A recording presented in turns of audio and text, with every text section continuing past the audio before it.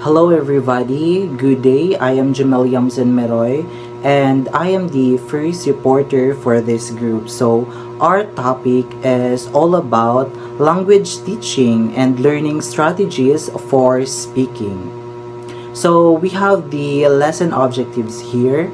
At the end of the lesson, students are expected to first characterize effective speech, effective speaker, and features of speaking skills in the mother tongue. Second, analyze principles and current approaches to the teaching of speaking skills. Third, examine instructional activities for young learners in terms of their target competencies and language domains. Fourth is create an instructional activity that specifically targets one or more speaking competencies from the mother tongue. Curriculum guide, and lastly is evaluate a peer's instructional activity using a scoring board. Let us tackle first what is TED, or Technology Entertainment Design. So TED have become viral nowadays. This revolution in education revived the power of storytelling to disseminate ideas and innovations in many aspects of life.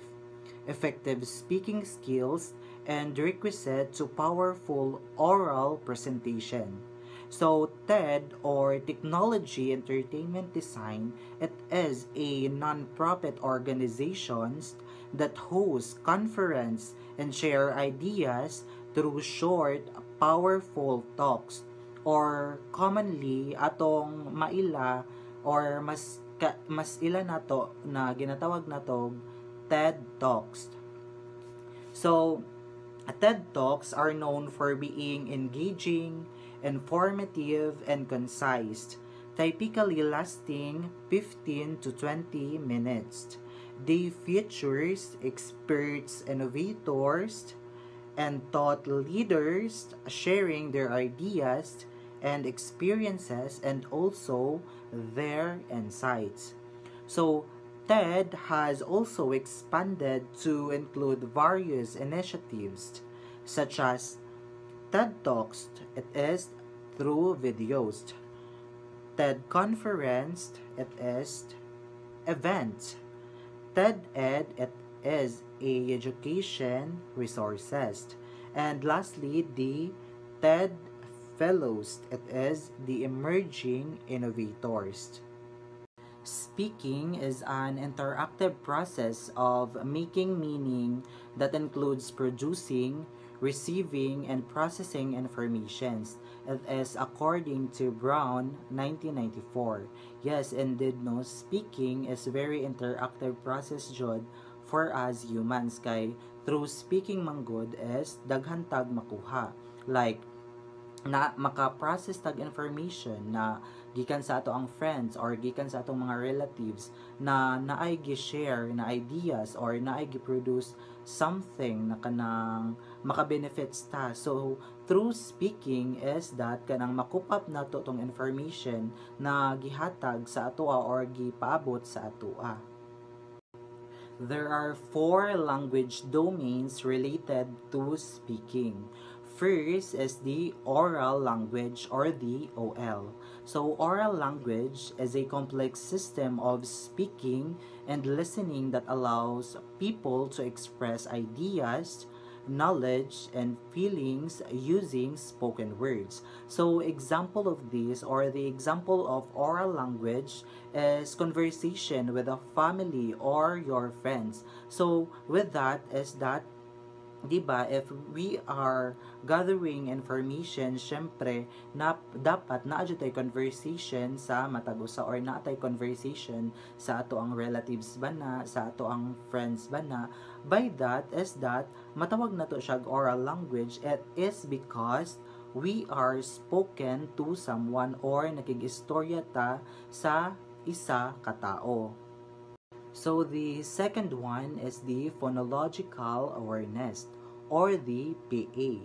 So phonological awareness It is the broad ability to recognize and manipulate the sound structures of spoken words, including larger units like sentences and syllables, down to the individual sounds phonemist.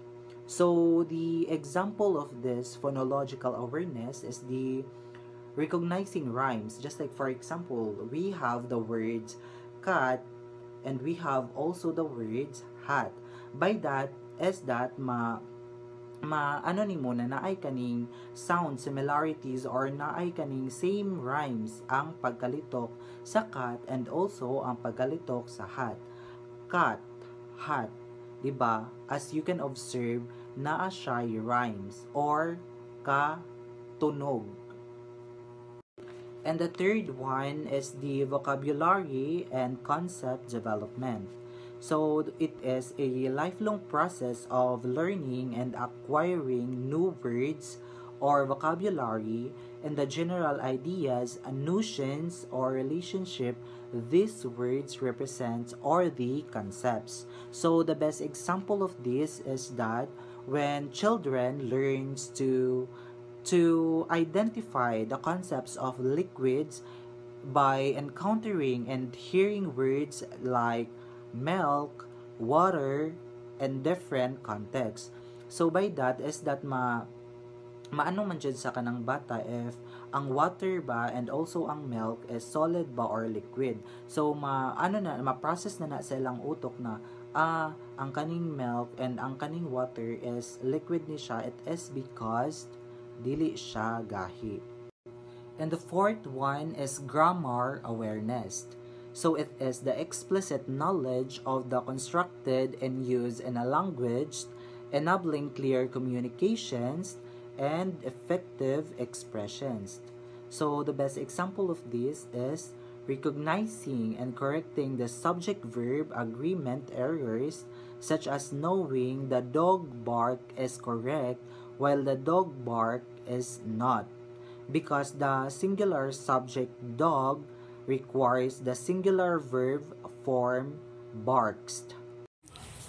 Good day everyone. So karon natay identify na mga statements or sentences kung oral language ba ni or OL and phonological awareness or PA. So first, ato asang i-identify ang or define nato ang oral language o phonological awareness. So unsa man ning oral language? Oral language is spoken communications, the initial foundations for understanding spoken words.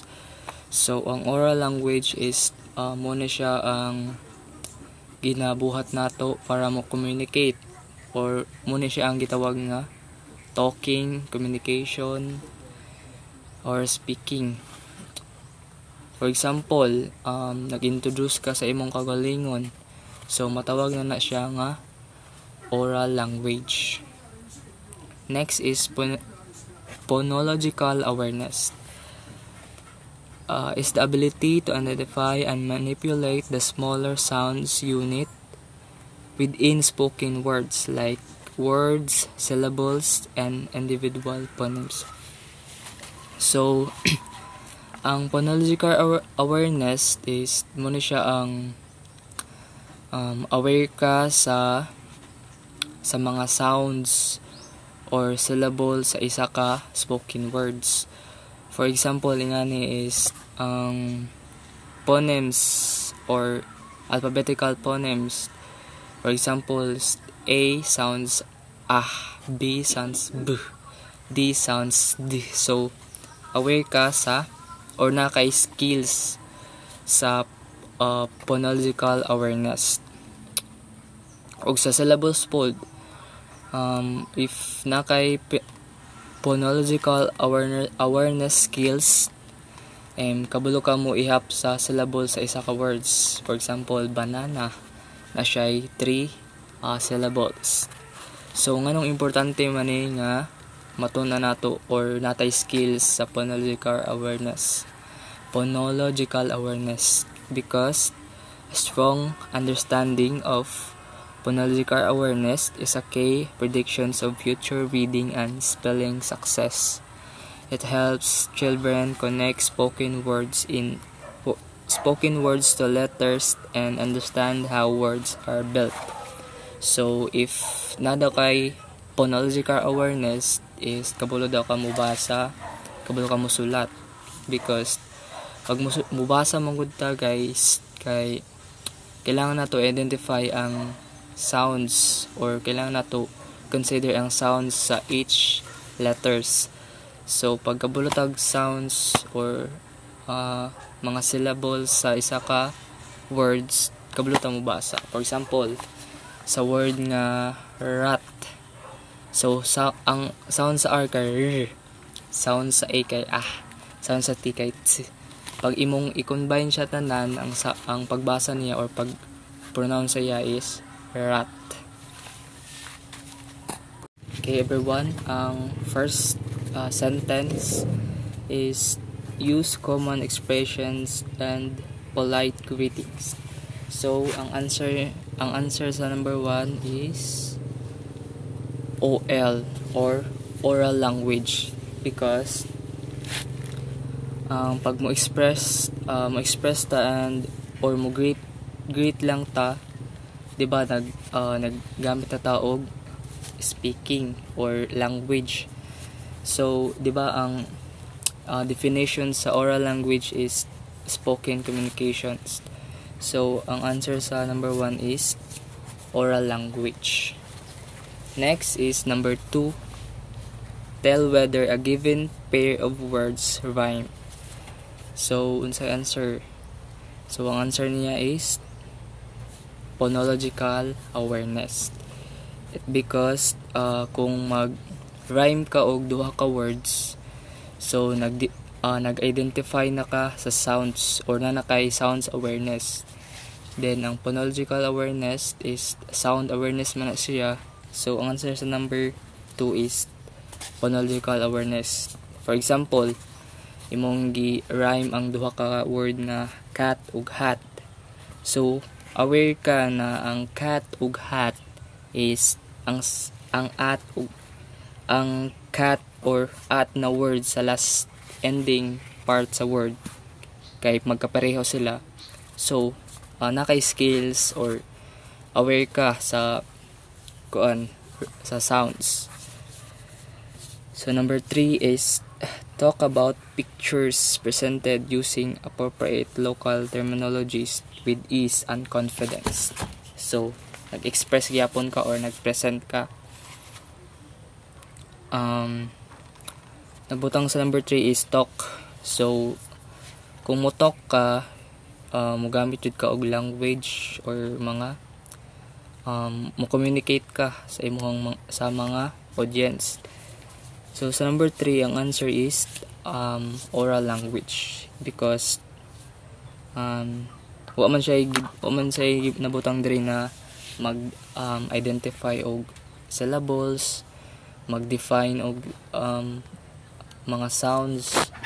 Ang nasa statement is talk about pictures presented using appropriate local terminologies with ease and confidence. So ang answer sa number 3 is oral language. Number 4 is orally segment a 2 to 3 syllables words into its syllabic parts. So unsay answer? So although na siya word ring orally segment, dili siya ingon nga oral language na siya, because ang statement there is oral segment a 2 to 3 syllables words into its syllabic parts. So gi-break into syllabic parts ang isa ka words. So di ba ang oral language is a spoken communication. So even though nga orally segmented ang teacher ninyo og banana, nag-istorya siya og banana, doesn't mean nga oral language na siya. So ang answer ani is phonological awareness as number 4, because gibreak or aware ang mga student or ang teacher sa dire sa statement is gi-break nila ang isa ka word into syllabic part. Since phonological awareness is identifying smaller sounds units with spoken words. So ang answer jud sa or correct answer sa number 4 is phonological awareness. Number 5 is listen and respond to others in oral conversations. So from the word listen and respond, so mogamit or nana siya ay involved na ang communications or nag-interact naka sa uban. So ang answer ani is oral language. Kaya ang oral language is a spoken communications or mag-speak ka sa tao. So answer sa number 5, correct answer sa number 5 is oral language. Okay, number 6 is use expression appropriate to the grade level to give opinion in a text, lesson 2, heard or read. So ang number 6 is a conversation between sa teacher o sa student. So ang teacher is nag-express og appropriate nga mga language, and ang student is naghatag og opinions sa ilang nadungog, nasabtan og nabasa. So ang answer sa 6 is oral language because na sila'y interaction and nag-express, naghatag og opinions. So oral language ang correct answer. Number 7 is use the correct pronouns in the place of naming words and sentence. So correct pronouns in place of naming words. So gi-identify nila ang grammar or grammatical expressions. So for example nga is ang teacher is nangutana and fill in the blank.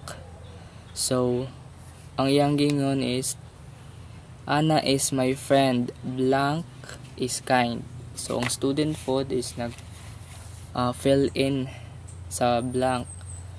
So ang answer is Anna is my friend, she is kind. So ang blank nga gibutang is she is kind. So diri sa statement is wala man sila gi-identify na sounds or mga syllables, mga sounds sa each letter. So ang ilang gi-identify diri is grammar or words. So ang answer diri is oral language. Number 8, give meaning of words through picture clues. So conversation gyapon siya because mag-identify ang kibali ang student mag-identify sa mga gihatag o gi-provide nga mga pictures kung unsay meaning sa mga pictures. So nagamit gyapon sila ang conversations.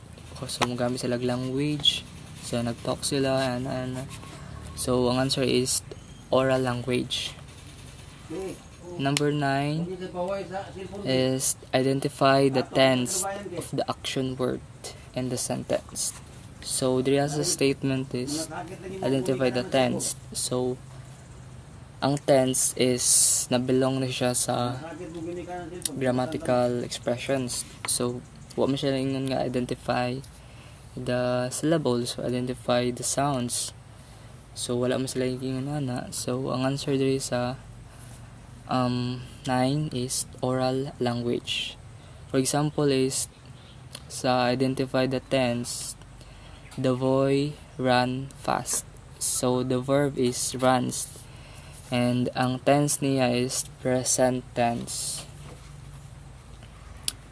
And number 10 is last number is add or substitute individual sounds in simple words to make new words. So substitute, so ilisan ang individual sounds. So diri pa lang sa word nga individual sounds in simple words. So nabilong na ni siya sa phonological awareness because aware ang mo add or mo substitutes sa isa ka word or sa isa ka letter para may mo lahi ihang sounds. For example is ang word nga bat. Pag ang bat is ang B nga letter is substitute into C, so ang word niya is cat. So bat into cat. So if kailangan of if need nimo if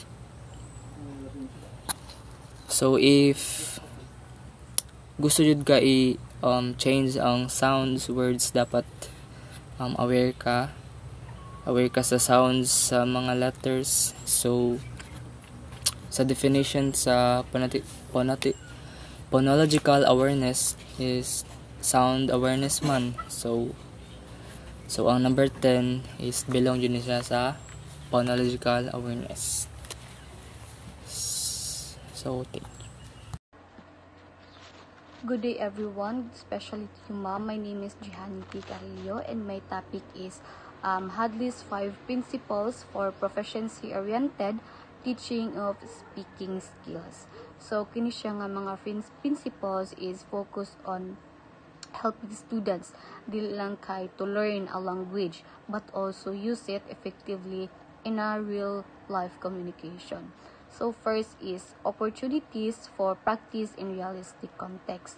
So diri nga principle is ang students is dapat na sila opportunity para maka-practice sa mga target language in situations similar to those they will encounter in real world. So for example is kanang mag-order ka og food sa restaurant or in ana. So dira ando is mabuild nimo ang confidence, and then ma-prepare pud nimo imong kaugalingon sa kanang mga real world interactions gawas sa classroom. So next is opportunities to carry out a range of function or task. So diri apod nga principle ang students is dapat kanang praktisan niyang kanang mga lahi-lahi nga language functions pares anang maghatag kag opinions or i-express nimo imuhang feelings. So kini siya nga variety makatabang ni siya sa learners or sa students nga mahimong flexible or para mas ma-ready ang students nga makipag-communicate sa lahi nga mga situations. So for example is as a teacher sa sulod sa classroom magpa-debate ko sa akong mga students. Akong ihatag sa ilahang topic is ingani nganong I need ba jud magasuot og uniform ang students. So dira nga topic sa nga ako ang ipa-debate sa ilaha, maka-express sila sa ilahang opinion or kanang so nga na ma-express nila ilang opinion. Next is development of accuracy through feedback and evaluations. So fluency jud is important. So accuracy in grammar, pronunciation, and word choice must also be developed. So ang teacher is kailangan mag-provide siya og kana mga constructive feedback para i-guide iyahang students toward clear o kanang correct communication. For example, ako teacher, magpa-role play ko sa ako ang classroom. So after akong role play activity is maghatag ko og feedback sa ilaha about sa kanang grammar or kanang mga pronunciation errors. So ingana siya. Ikaapat is addressing learners' cognitive and emotional needs. So kini siya diri ang principles is kailangan is teaching should consider both the cognitive needs and the emotional needs. So kailangan i-consider gyud ang duha no. So kung moingon tag cognitive needs, ang cognitive needs is it's all about thinking, understanding and problem solving. Ang emotional needs pod is it's all about confidence, motivation and comfort of a students or a learners. So daman yung mga bata no nga kanang or yung mga students nga na sila mga lahi-lahi nga mga personalities o mga learning styles. So kailangan din na nga i-adapt nato na nga teacher kanang i-adapt nato na nga mga methods. For example, kanang di gyud na mawala sa classroom no kanang mga ulawon gud nga mga bata.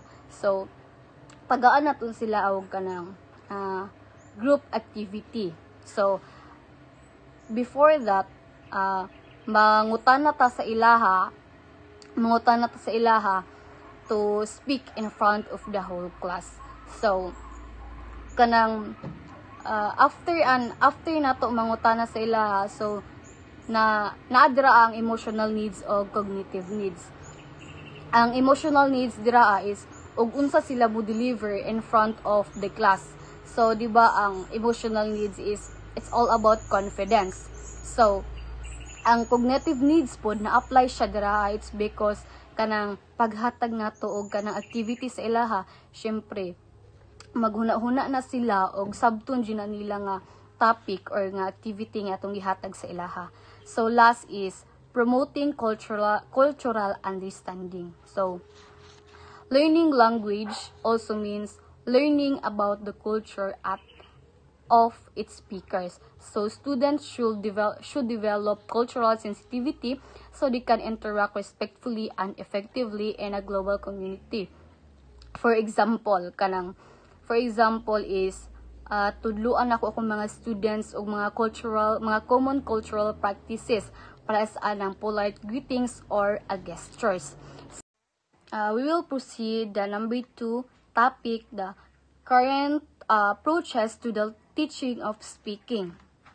So kining current approaches is naga-emphasize ni siya nga ang speaking of oral interactions is muna siya ang center sa language learning. So naga-focus ni siya on creating an environment where learners actively use the language for communication while developing both fluency and accuracy. These approaches are influenced by communicative language teaching or the CLT and task-based learning or the TBL. So first is speaking and oral interaction as the basis of learning. So diri daw, speaking is seen as the foundation for learning a language. Learning should engage in real conversation instead of only memorizing grammar rules and or vocabulary. So diri daw is kailangan ang mga learners or ang students is mag-engage gyud sila in real conversations kaysa anang mag-memorizing lang sila sa mga grammar rules or kanang mga vocabulary. Kini daw siya nga interactions is naghatag ni siya sa students or sa learners para ma-develop ilahang confidence o ilahang communication competence. For example, isa ko ka teacher nga akong isa ko ka elementary teacher, tapos ako ang nako subject na English. So ang nagpa-activity ko dira ang students is nag-participate siya in a pair discussion about sa weekend plan. Kung asa mangutana og ansira nila ang questions nga ihatag. For example, nangutana ang students nga unsa din gibuhat atong last weekend, and dinitubag pud ang isa, ditubag siya with detailed ano siya nga nag-hiking mi sa ako ang family. So ing ana muna siya ang speaking and oral interaction. So next is using both non-native and native models. So ang learners daw is learners are exposed to both native speakers and non-native speakers as language models. So taga-reflect po ni siya ang real-life communication. Kung sa naga-interact sila with other non-native speakers. It also promotes tolerance of different accents and variation in speech. For example, i-encourage na ako ang students nga mo storya without inuna ko siya nga ako ang encourage akong students nga pastoryahon siya nga walay dili siya dapat mahadlok or siya dapat mahadlok nga magkamali ko kay naman gid tay lahi-lahi nga kuano namatay lahi-lahi nga speaking styles. So kailangan nato na subtone or kailangan nato na siya i-accept nga mga mga buhaton. So next is accuracy and fluency as primary goals. So both accuracy, correct grammar, pronunciation, and vocabulary, and fluency, speaking smoothly without hesitations. So, ang accuracy daw is, it's all about correct grammar, pronunciation, and vocabulary. And then, ang fluency pod is, speaking smoothly without hesitation. So, importante daw na siya sa isa ka learners. So, dapat is, balance yun ang pagtudlo sa teachers ana. So teachers should balance these two aspects instead of focusing only sa mga correctness. For example, ang fluency task a time debate where students must express their ideas quickly without worrying too much about grammar. So magpa-debate ko sa ilaha. So, diri magpa-activity ko sa ilaha, magpa-debate gihapon ko. So, dira sa pag-debate, taganok silang topic. So, i-debate na nila. I-express man na nila ilahang ideas or ilahang knowledge about sa kong gihatag nga about sa kong gihatag nga topic. And then, diri sa accuracy task na, after nga debate, di ba, mag-observe lang man ko sa ilaha na. After na anang debate nila, is mag-review ko or i-review na ko ilahang mga common mistakes o mga provides targeted grammar exercises. So, dira apras gain na mag-review ko silahang mga grammar or silahang mga mali. Next is dependence on mastery of lexical phrases and routines. So, oral proficiency develops when learners master lexical chunks. So, kung maingong tag lexical chunks is muna siya ang mga common phrases or expressions. Ang conversational routines such as greetings, requests, and responses. So, kini siya is naga-build. So, kini siya is these are building blocks for natural conversations. For example,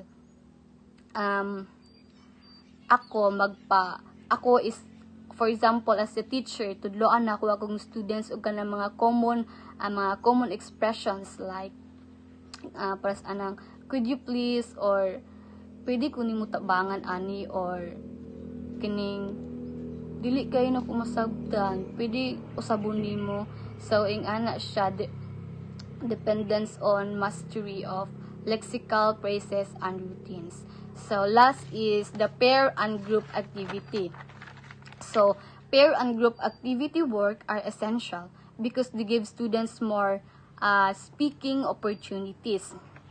So, sa kining pair and group activity, no, is dara man jud mas ma-develop sa students ilahang ilahang confidence about in speaking, kay kanang activity is kanang murag mo expand ilahang knowledge ba, or kanang mas na sila confidence nga musturya or give their ideas or knowledge about that.